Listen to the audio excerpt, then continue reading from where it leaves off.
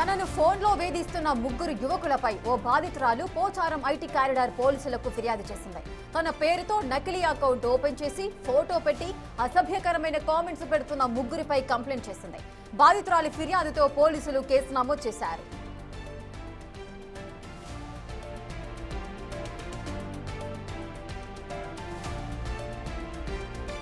Influencer Pramod Kumar వేధింపులు తట్టుకోలేక social మీడియాలో వీడియో కూడా రిలీజ్ చేసింది బాధితురాలు. సనాతని ట్రావెల్ ఇన్స్టాగ్రామ్ ఐడితో ప్రమోద్ యువతులకు వల వేస్తున్నాడని ఆరోపిస్తోంది. తనను అసభ్యంగా దూషించడం, బెదిరించడం, బ్లాక్మెయిల్ చేస్తున్నట్లు ఆవేదన వ్యక్తం చేసింది. ఆ ముగ్గురు యువకుల నుంచి తనకు రక్షణ కల్పించాలంటోంది.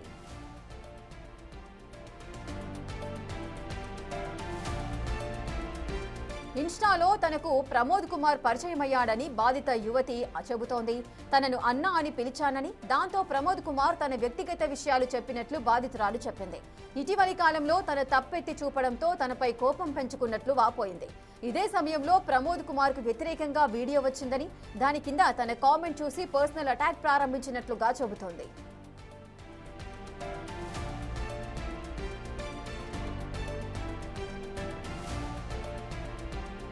ఇన్ఫ్లుయెన్సర్ సనాతన ట్రావెలర్ ప్రమోద్ కుమార్ కు శిక్ష పడాలి, బుద్ధి రావాలంటున్న బాధితురాలితో మా ప్రతినిధి అంజుమా ఫేస్ టు ఫేస్.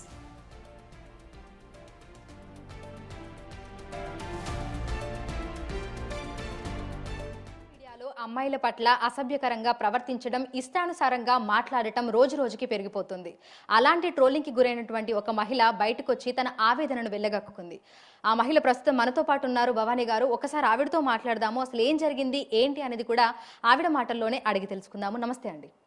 రీసెంట్గా మీద ఒక వీడియో చూసాము. కొంతమంది ఫేక్ అకౌంట్లు క్రియేట్ చేసి మీ పేరు మీద ఇష్టానుసారంగా మాట్లాడుతున్నారు, ట్రోల్స్ చేస్తున్నారు, అసభ్యకర పదజాలంతో మిమ్మల్ని దూషిస్తున్నారని చెప్తూ ఏడ్చుకుంటూ మీరు ఒక వీడియోని రిలీజ్ చేయడం జరిగింది. అసలు ఏం జరిగింది?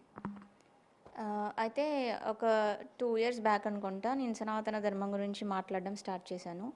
సో అలా మాట్లాడుతున్నప్పుడు తోటి క్రియేటర్స్ కూడా నాకు పరిచయం అవ్వడం జరిగింది.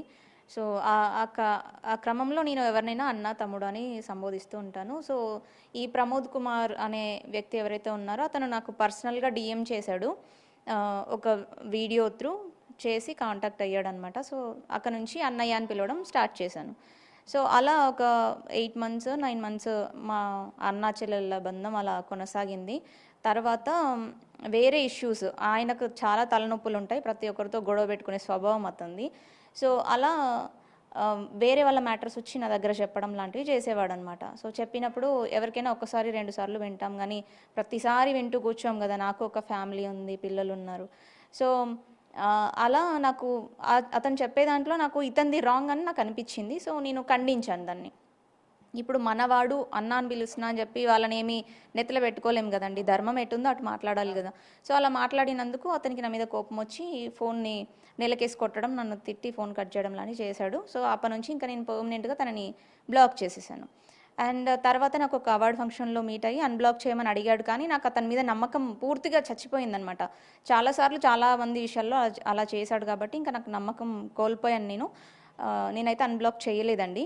తర్వాత వేరే అబ్బాయి ఎవరో తన్ని ట్రోల్ చేశారు అని చెప్పి దానిలో నన్ను, అంటే నేను దాని కింద ఒక కామెంట్ చేశానని చెప్పి నన్ను టార్గెట్ చేశారు.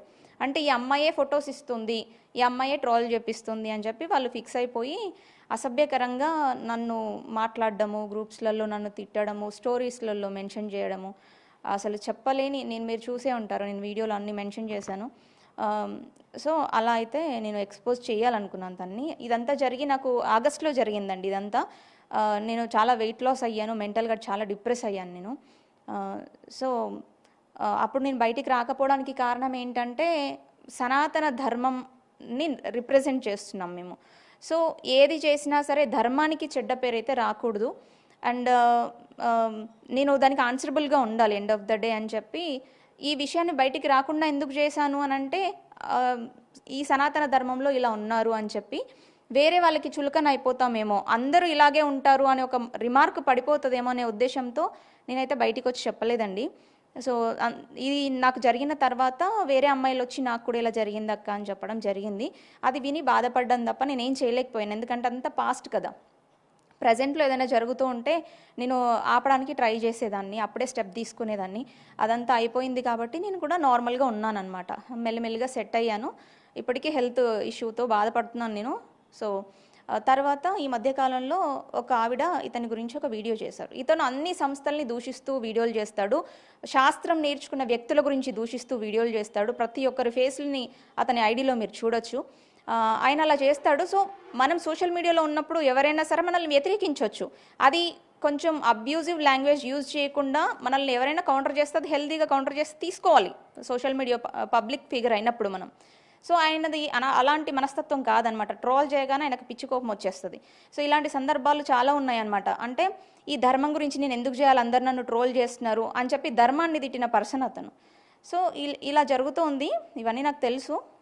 కానీ ఈ మధ్యకాలంలో ఒక లేడీ మీద కేసు ఫైల్ చేస్తా అన్నాడు. ఇతని మీద ఒక వీడియో చేసినందుకు ఆపోజిట్గా.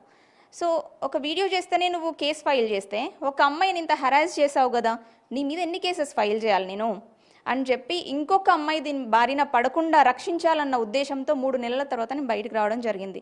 అతను చెప్తున్నాడు నా వెనకాల ఎవరో ఉన్నారు, ఏమో సంస్థలు చేపిస్తున్నాయని. నేను మా ఇంట్లో ఉండి మాట్లాడుతున్నాను. నా వెనకాల ఏ సంస్థ లేదు. ఫస్ట్ వీడియో చేయాలన్న ఉద్దేశం నాది మాత్రమే, నా సొంత విషయం. సో అమ్మాయిల్ని కాపాడాలి అంటే ధర్మం గురించి చెప్తున్నారు కాబట్టి అన్నానో తమ్ముడో అని ప్రతి అమ్మాయి మాట్లాడుతుందండి. మన ధర్మం వాళ్ళని నమ్ముతారు. మీరు వెనకాల మీకు పర్సనల్ ఈగోస్కి పోయి అమ్మాయిల్ని ఇలా దూషించడం ఎంతవరకు కరెక్ట్? సో ఇలా బలవ్వకుండా ఉండడం కోసం నేను బయటికి రావడం జరిగింది అండ్ ఎఫ్ఐఆర్ ఫైల్ చేయడం జరిగిందనమాట. సో మీరు ఆ ఎఫ్ఐఆర్లో ఎట్లాంటి అంశాలు పేర్కొనడం జరిగింది? పోలీసుల నుంచి స్పందన ఏ విధంగా ఉంది? నాకు ఏదైతే ఇప్పుడు జరిగిందో అండి, స్క్రీన్ షాట్స్ అవన్నీ ఇచ్చాను. ఫేక్ అకౌంట్ క్రియేట్ చేసి అబ్యూజివ్ లాంగ్వేజ్ యూజ్ చేశారని చెప్పి అన్నీ నా పేరు తీశారు. పేరు తీసి కూడా దూషించారు. అండ్ ఈయన నన్ను డిఫేమ్ చేసినట్టు ఇతని అనుచరుడే తనంతలో తాను ఒప్పుకున్నాడు. ఆ ఆడియో కూడా నేను ఇచ్చాను. సో ఇవన్నీ దృష్టిలో పెట్టుకొని వాళ్ళైతే కేసు ఫైల్ చేయడం జరిగింది. అయితే ధర్మం ముసుగులో చూస్తున్నాము. నిజంగా సనాతన ధర్మాన్ని కాపాడాలని వీడియోలు చేస్తున్న వాళ్ళు, ప్రచారం చేస్తున్న వాళ్ళు అనేక మంది ఉన్నారు. కానీ ధర్మం ముసుగులో ఈ విధంగా అమ్మాయిల పట్ల అసభ్యకరంగా ప్రవర్తిస్తూ ఇలా అనుచిత వ్యాఖ్యలు చేస్తున్న వాళ్ళు కూడా చాలా మంది ఉన్నారు. అయితే వీళ్ళు కేవలం మిమ్మల్నేనా లేదంటే ఇతర అమ్మాయిల్ని కూడా అసభ్యకర పదజాలంతో వాళ్ళు మాటలు అనడం, వీడియోలు చేయడం, పోస్టులు పెట్టడం లాంటివి చేశారు? స్టిల్ చేస్తున్నారండి. స్టిల్ నేను బయటికి వచ్చి ఇంత వీడియో వైరల్ అయిపోయి ఇది కేసు దాకా వెళ్ళిపోయి మీడియాకి మీ దాకా వచ్చినా సరే స్టిల్ అలాంటి కామెంట్స్ వస్తూనే ఉన్నాయి, చేస్తూనే ఉన్నారు, ఇంకా హెరాస్ చేస్తూనే ఉన్నారు.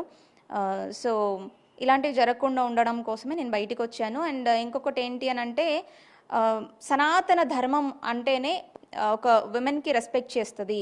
అంటే సనాతన ధర్మంలోనే ఒక లేడీని అంటే ఒక మహిళని పూజించే ధర్మం ఇది. అలాంటి ధర్మంలో ఆడవాళ్ళని చాలా రెస్పెక్ట్ చేయాలి. నువ్వు సనాతన ధర్మాన్ని రిప్రజెంట్ చేస్తున్నావు ఒక ప్లాట్ఫామ్ ద్వారా. సో నువ్వు చాలా బాధ్యతగా ఉండాలి కదా. అంటే అమ్మాయి ఏదో అందని చెప్పి నువ్వు అమ్మ నా బూతులు తిట్టేస్తా అంటే నీకు ధర్మం అక్కర్లేదు. సో అలాంటి వాళ్ళు ధర్మాన్ని చెప్పడానికి అర్హులు కాదు అనేది నా ఉద్దేశం. సో ఇలాంటి విషయాలు నేను చాలా ఖండిస్తాను ఎప్పటికప్పుడు. ఇది నా వాళ్ళ పరాయి వాళ్ళ అని కూడా చూడను. అలాంటి స్వభావం నాది కాదు. మెయిన్గా ఎటు తప్పుంటే అటు మాట్లాడడమే ఎటు తప్పుంటే అది తప్పు అని చూపెట్టడమే నా స్వభావం. నా వాళ్ళని వెనకేసుకురాను నేను. సో ఇలాంటి వాళ్ళు ప్రతి ధర్మంలోనూ ఉంటారండి. సనాతన ధర్మంలో మాత్రమే ఉన్నారని చెప్పడానికి లేదు. ప్రతి ఒక్క మహిళ ఇలాంటివి ఫేస్ చేస్తూ ఉండొచ్చు. బట్ నేను ఈ ధర్మంలో ఉన్నాను కాబట్టి, నాకు ఇలాంటివి నేను ఫేస్ చేశాను కాబట్టి, పర్టికులర్గా చూశాను కాబట్టి నేను బయటకు రావడం జరిగింది. వేరే అమ్మాయిలు కూడా చాలామంది అబ్యూజివ్కి గురవుతున్నట్టు